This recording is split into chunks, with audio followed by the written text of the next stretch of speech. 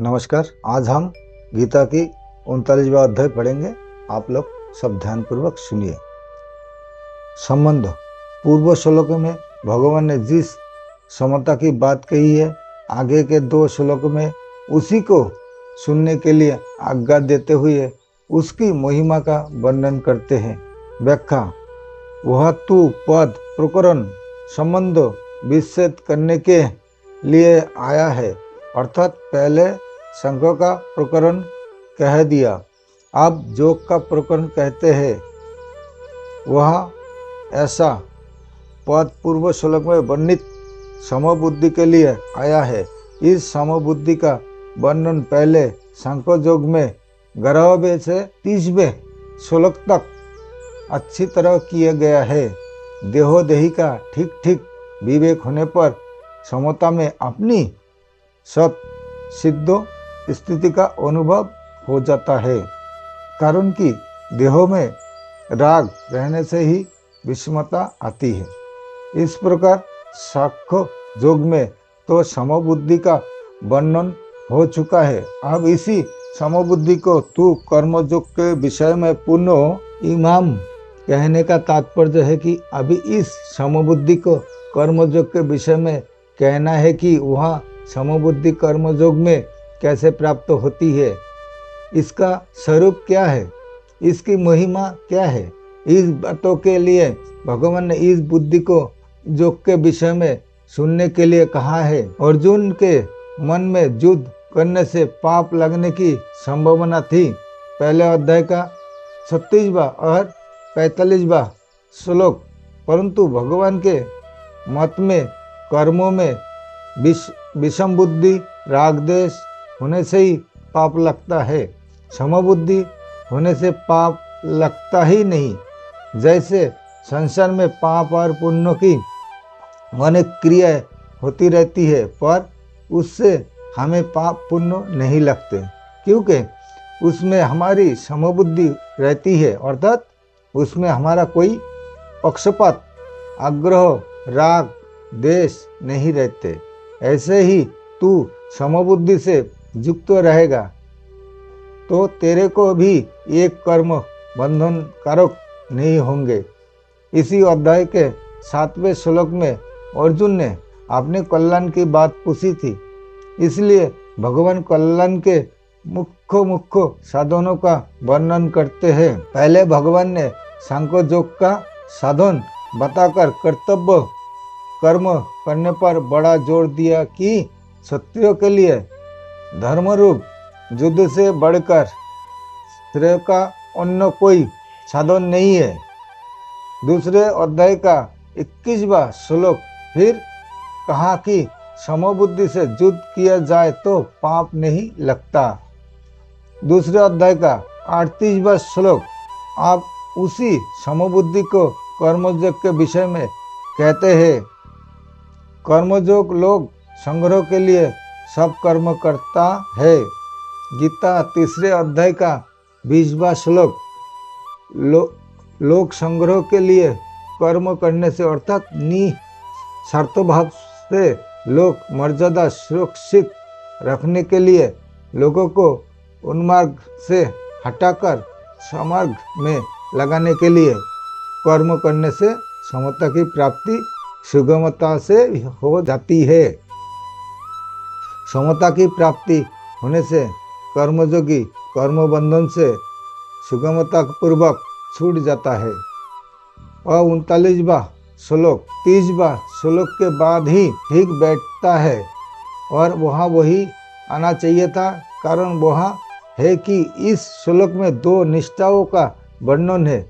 पहले 11वें से 30वें श्लोक तक साक्ष्य योग से निष्ठा समता बताई और अब कर्मयोग से निष्ठा समता बताते हैं। अंत वह 31 से 38 तक के 8 श्लोकों को देना असंगत मालूम देता है। फिर भी इन 8 श्लोकों को वहाँ देने का कारण वह है कि कर्मयोग में समता कहने से पहले कर्तव्य क्या है और कर्तव्य क्या है। अर्जुन के लिए युद्ध करना कर्तव्य है, और युद्ध ना करना अकर्तव्य है। इस विषय का वर्णन होना आवश्यक है। अंत भगवान ने कर्तव्य अकर्तव्य का वर्णन करने के लिए ही उपयुक्त 8 श्लोक दूसरे अध्याय के 31वें 38वें तक कहे हैं और फिर समता की बात कही है। तात्पर्य है कि पहले 11वें से 30वें श्लोक तक सत असत के वर्णन से समता बताई कि सत सत ही है और असत असत ही है, इसमें कोई कुछ भी परिवर्तन नहीं कर सकता। फिर 31वें से 38वें श्लोक तक कर्तव्य अकर्तव्य की बात कहकर 39वें श्लोक से अकर्तव्य का त्याग और कर्तव्यों का पालन करते हुए कर्मों की सिद्धि असिद्धि और फल की प्राप्ति अप्राप्ति समता की वर्णन करते हैं। परिशिष्ट भाव कर्मयोग के 2 विभाग है, कर्म विज्ञान और योग विज्ञान। भगवान ने 21वें से 37वें श्लोक तक कर्तव्य विज्ञान की बात कही है, जिसमें कर्तव्य कर्म करने से लाभ और ना करने से हानि का वर्णन किया। अब वहां से 53वें श्लोक तक योग विज्ञान की बात कहते हैं। पूर्व श्लोक में भगवान ने जिस समता की बात कही है वह साक्ष्य योग और कर्म योग दोनों साधनों से प्राप्त हो सकती है। शरीर और शरीर के विभाग को जानकर शरीर विभाग से संबंध विच्छेद करना साक्ष्य योग है तथा कर्तव्य और अकर्तव्य के विभाग को जानकर अकर्तव्य विभाग का त्याग और कर्तव्य का पालन करना कर्म योग है। मनुष्य को दोनों में से किसी भी एक साधन का अनुष्ठान करके इस समता को प्राप्त कर लेना चाहिए, कारण कि समता आने से मनुष्य कर्म बंधन से मुक्त हो जाता है। एक धर्मशास्त्र पूर्व मीमांसा है और एक मोक्ष शास्त्र उत्तर मीमांसा है। वह 31वें से 37वें श्लोक तक धर्मशास्त्र की और 39वें से 53वें श्लोक तक मोक्ष शास्त्रों की बात आई है। धर्म से लौकिक और पारमार्थिक दोनों तरह की उन्नति होती है। धर्म शास्त्र में कर्तव्य पालन मुख्य है। धर्म कहो चाहे कर्तव्य कहो एक ही बात है। जो करना चाहिए उसको ना करना ही अकर्तव्य है, वह जो नहीं करना चाहिए उसको करना भी अकर्तव्य है।